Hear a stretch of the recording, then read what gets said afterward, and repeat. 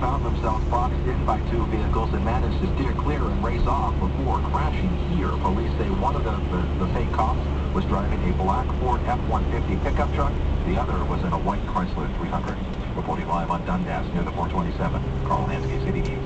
City News Time 7:34. The Mississauga man accused of selling lethal substances to people who later took their own lives has now been charged with murder. 680's Laura Carney reports.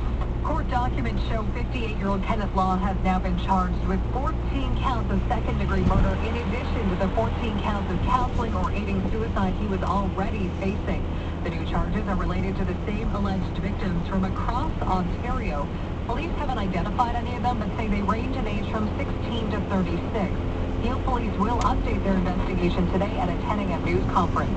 Investigators allege Kenneth Law operated several websites that were used to sell sodium nitrite and other items that can be used for self-harm, allegedly sending at least 1,200 packages to people in more than 40 countries. Police in other parts of this country and in other countries are also investigating possible links between deaths in their jurisdictions and Law. Laura Carney, City News. City News Time 7:34. It's day 67 of the Israel-Hamas war, and as the humanitarian crisis in Gaza grows worse by the day, the United Nations General Assembly is expected to vote today on a resolution demanding a ceasefire. 680's Jamie Pulper joins us live to set the scene, with Canadian officials so far not revealing how this country will vote. Jamie. Well, Paul, the demand from the United Nations General Assembly appears to be an immediate humanitarian ceasefire in the now more than 2-month-old Israel-Hamas war. That is the focus of an emergency session today after the United States recently vetoed a Security Council resolution calling for the same thing.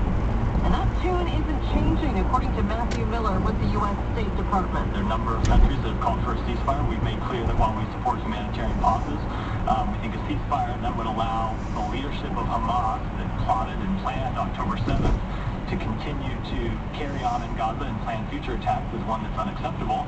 And while pledging his unshakable support for the security of Israel, U.S. President Joe Biden also warns the whole world's public opinion can shift overnight. Unlike the UN Security Council, no country has veto power in the 193-member General Assembly.